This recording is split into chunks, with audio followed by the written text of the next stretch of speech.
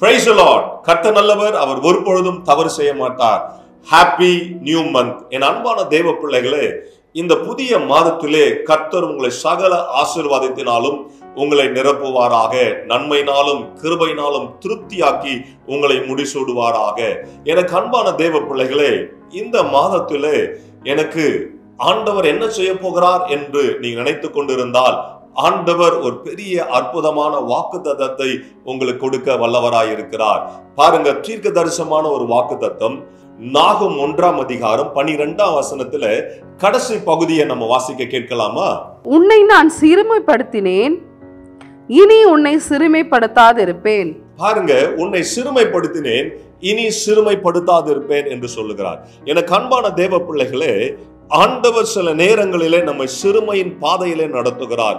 சில நேரங்களிலே அவமானத்தின் பாதைகளிலே, சில நேரங்களிலே நெருக்கத்திலே, சில நேரங்களிலே துக்கத்தினால நம்ம நடத்தியிருப்பார். இந்த கடந்த 7 மாதங்கள் 8 மாதங்கள் ஆண்டவர் நம்மை நடத்தின விதம் வித்தியாசமா இருக்கும்.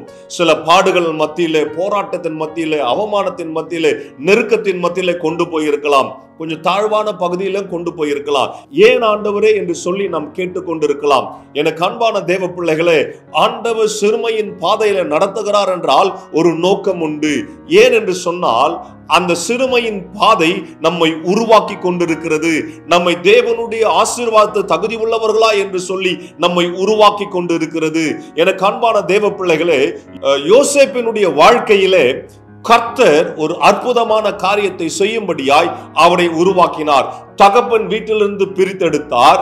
அங்க பாருங்க, போத்திபாலின் வீட்டில இருந்தா, அங்கிருந்து ஆண்டவர் பிரித்தெடுத்தார். அங்கிருந்து ஜெயிலுக்கு போனா, அங்கிருந்து பாத்தீங்கன்னா கர்த்தர் உயர்வான இடத்துல கொண்டு போய் வைத்தார். ஆனால் அவன் கடந்து போன பாதையின் பாத்தீங்கன்னா சிறுமைப்படுத்தப்பட்டான். எனக்கு அன்பான தேவ பிள்ளைகளே, கர்த்தர் உங்க வாழ்க்கையில ஒரு அற்புதத்தை செய்வேன் என்று சொல்லி இருப்பார். பெரிய காரியங்களை செய்வேன் என்று வாக்களித்து இருப்பார். மகத்துவமான காரியங்களை செய்வேன் என்று கர்த்தர் சொல்லி இருப்பார். இத்தனை காரியங்கள் ஆண்டவர் சொல்லி இருந்தாலும் இந்த வசனம் நம்மை புடமிடுமாம். தேவனுடைய வாயிலிருந்து புறப்பட்ட வசனம் நம்மளை புடமிடுமாம். நாம் தகுதி உள்ளவர்களாய், இத்தனை ஆசீர்வாதத்துக்கு தகுதி உள்ளவர்களாய் மாற்றும்படி வசனம் நம்மளை புடமிட்டு நம்மளை தகுதி உள்ளவர்களாய் மாற்றுகிறது, மகிமை உள்ளவர்களாய் மாற்றுகிறது, அற்புதம் உள்ளவர்களாய் மாற்றுகிறது. எனக்கு அன்பான தேவ பிள்ளைகளே, யோசேப்பினுடைய வாழ்க்கையில வசனம் அவனை புடமிட்டு ராஜாவாய் உருவாக்கினது. அதே போல தாவீது ராஜா கூட செமியோ என்கிற ஒரு மனுஷனால அவன் சுமக்கப்பட்ட வார்த்தைகளால் அவனுடைய வாழ்க்கையிலே சொல்லப்பட்ட வார்த்தை பெரிதாயிருந்தது. இரத்த பழியை அவன் மேல வைத்தான்.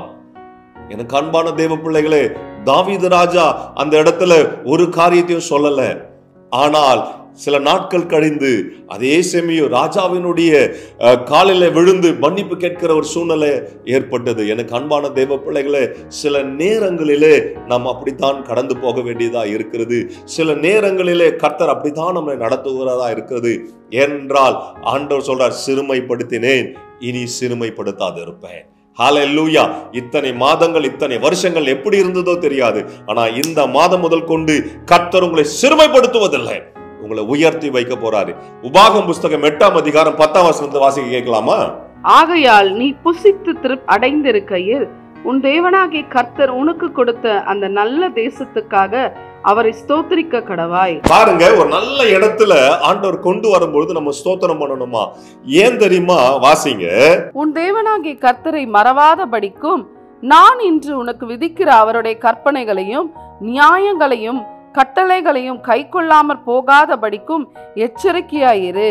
நீ புசித்து திருப்தியாக்கி நல்ல வீடுகளை கட்டி அவைகளில் குடியிருக்கும் போது உன் ஆடு மாடுகள் திரட்சியாகி உனக்கு வெள்ளியும் பொன்னும் பெருகி உனக்கு உண்டானவைகள் எல்லாம் வர்த்திக்கும் போது. பாருங்களேன், இவ்வளவு ஆசீர்வாதத்தை ஆண்டவர் வச்சிருக்கிறாரு.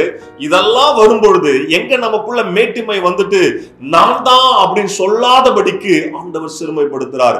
வாசிக்க கேட்கலாமா அந்த 14ஆம் வசனத்தை?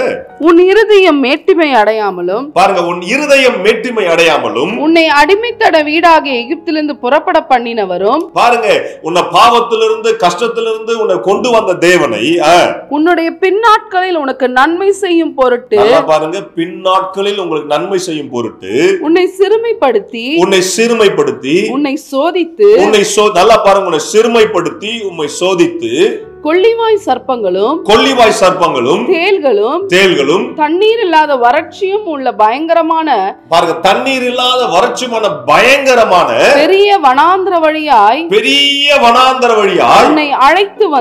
உன்னை அழைத்து வந்தவரும் உனக்காக பாறையான கண்மலையிலிருந்து தண்ணீர் புறப்பட பண்ணினவரும் உன் பிதாக்கள் அறியாத மன்னாவினால் வனாந்திரத்திலே உன்னை போஷித்து வந்தவருமான உன் தேவனாகிய கர்த்தரை நீ மறவாமலும். பாருங்க, இந்த வனாந்தரத்துல அவர் தான் மன்னாவை கொடுத்து போஷிச்சாரு. அப்படின்னா நீ கஷ்டப்படும் போது, வேதனைப்படும் பொழுது, உன்னை சிறுமைப்படுத்தும் பொழுதெல்லாம் நெஞ்சு வலிக்கதான் செய்யும். ஐயோ முடியலையேன்னு சொல்ல முடியும், கர்த்தரே என்னை கைவிட்டாரான்ற மாதிரி தான் இருக்கும். ஆனா பின்னாட்கள் உங்களுக்கு நன்மை உண்டாகும்படி, என்னதுங்க, பின்னாட்கள் நன்மை உண்டாக முடியாது. வசனத்தை வாசிக்க கேட்கலாமா? 16ஆம் வசனத்துல, உன் பிதாக்கள் அறியாத மன்னாவினால் வனாந்தரத்திலே உன்னை போஷித்து வந்தவருமான உன் தேவனாகிய கர்த்தரை நீ மறவாமலும் என் சாமர்த்தியமும், பாருங்க, இதுதான் ரொம்ப முக்கியம், என் சாமர்த்தியமும் என் கைபலனும் இந்த ஐஸ்வர்யத்தை எனக்கு சம்பாதித்தது என்று நீ உன் இருதயத்தில் சொல்லிக் கொள்ளாமலும் இருக்க எச்சரிக்கையா இருந்து உன் தேவனாகிய கர்த்தரை நினைப்பாயாக. இதுக்கு தான் பாருங்க, என் கை சாமர்த்தியம், என் ஞானம், என் பலன், நான் உடைச்சேன் தெரியுமா, நான் எவ்வளவு கஷ்டப்பட்டேன்னு சொல்லாம இருக்கிறதுக்கு தான் சிறுமைப்படுத்தினார். புரியுதுங்களா? அதனால சிறுமைப்பட்டது நல்லது. ஆமா, சிறுமைப்பட்டது நல்லது. ஏன்னா இனிமே சிறுமைப்படுத்தாது இருப்பீங்க. ஹல்லேலூயா. ஆண்டவர் அதான் இந்த வாக்குத்தத்தம் கொடுக்கிறார், சிறுமைப்படுத்தினேன், இனி சிறுமைப்படுத்தாது இருப்பேன். ஹல்லேலூயா. இது வரைக்கும் எவ்வளவு பேர் நீங்க கஷ்டப்பட்டு இருந்தீங்களா, இனிமே கஷ்டம் இல்லை, சிறுமைப்படுத்தப்படுதில்லை. ஆண்டவர் அற்புதம் செய்யறார். ஜெபம் பண்ணலாமா? பரலோக தகப்பனே, அன்பு பிள்ளைகளுக்காய் ஸ்தோத்திரம். அருமையான வாக்குத்தத்தம், சிறுமைப்படுத்தினேன், இனி சிறுமைப்படுத்தாது இருப்பேன்னு சொன்னீங்களப்பா. வேதத்தில் எத்தனையோ பேர் ஆண்டவரை சிறுமைப்படுத்தினாங்கப்பா. ஆனாலும் அவர்கள் எல்லாம் நீ உயர்த்தப்பட்டீரே. அதே போல அன்பு பிள்ளைகள் நடத்துங்க. உபாகம் புஸ்தகத்துல நாங்க வாசிச்சோம், 8ஆம் அதிகாரத்துல கர்த்தர் நீர் பாராட்டின கிருபைகள் ஆண்டவரை எத்தனை. ஆண்டவரை கொள்ளிவாய் சர்ப்பங்கள், வனாந்தரம் சிறுமைப்படுத்தி ஆண்டவர் இதெல்லாம் நடத்தினரே. பின்னாட்கள் நன்மை உண்டாக என்று சொன்னீரே, அதே போல பின்னாட்கள் நன்மை உண்டாக கர்த்தர் நீர் கிருபை பாராட்டுகிறதுக்காய் நன்றி செலுத்துகிறேன். நீர் அன்பு பிள்ளைகளை இந்த மாதத்திலே ஆசீர்வாதமாய் நடத்துகிறதுக்காய் நன்றி செலுத்துகிறப்பா. கிருபை நடத்துங்கப்பா, அற்புதம் செய்யுங்க, தடைகள்லாம் உடைத்து போடுங்க, நாமத்தை மையப்படுத்துங்க. வாழ்த்துகிறேன். அன்பு பிள்ளைகள் ஆசீர்வதிக்கப்பட்டிருக்கட்டும் இயேசுவின் நாமத்தினாலே. ஆமென், ஆமென், ஆமென். இனி நீங்கள் சிறுமைப்படுத்துவதில்லை. கர்த்தர் உங்களை ஆசீர்வதிக்கிறார். உங்க வாழ்க்கையில தோல்வி இல்ல, கர்த்தர் ஜெயத்தை வச்சிருக்கிறார். God bless you. Hello, praise the Lord. Daily blessing wordsக்காக நீங்க எங்கிட்டு இருக்கீங்களா? இல்ல டெய்லி வார்த்தைகள் உங்களை ரீச் ஆகணும்னு நீங்க நினைக்கிறீங்களா? ப்ளீஸ் எங்களை யூடியூப்லயும் இன்ஸ்டாகிராம்லயும் ஃபேஸ்புக்லயும் ஃபாலோ பண்ணுங்க. கீழே ஹேண்டில்ஸோட நேம்ஸ் கொடுக்கப்படும். ஸோ டெய்லி மெசேஜ்க்காகவும் அனாயிண்டிங் வேர்ட்ஸ்க்காகவும் டங்ஸில் நீங்கள் பேசணும்னு நினைக்கிறீங்களா? அதுக்காக வீடியோஸ் நாங்கள் அப்லோட் பண்ணியிருக்கோம். அது மாத்திரம் இல்லை, இன்ஸ்டாகிராம்ஸில் டெய்லி உங்களை கேட்கும்படியாக வார்த்தைகள் அப்லோட் பண்ணப்படுது, போஸ்ட் பண்ணப்படுது. அதை பார்த்து ஃபாலோ பண்ணி நீங்கள் ஆசீர்வாதம் அடையணும் நாங்கள் விருப்பப்படுறோம். ஸோ எங்களோட இன்ஸ்டாகிராம் ஹேண்டில்ஸ் இங்கே போடுவாங்க, ஃபேஸ்புக் ஹேண்டில்ஸ் இங்கே போடுவாங்க. அது மாத்திரம் இல்லாமல் எங்களோட யூடியூப் சேனல்ஸ் இருக்குது, சப்ஸ்கிரைப் பண்ணுங்கள். ஆசீர்வாதமான வார்த்தைகள், அனாயிண்டிங்கான வார்த்தைகள் உங்கள் அடையணும் நாங்கள் விருப்பப்படுறோம். ஆசீர்வாதப்படணும் நாங்கள் விருப்பப்படுறோம். ப்ளீஸ் எங்களை ஃபாலோ பண்ணுங்கள், சப்ஸ்கிரைப் பண்ணுங்கள், ஷேர் பண்ணுங்கள், லைக் பண்ணுங்கள்.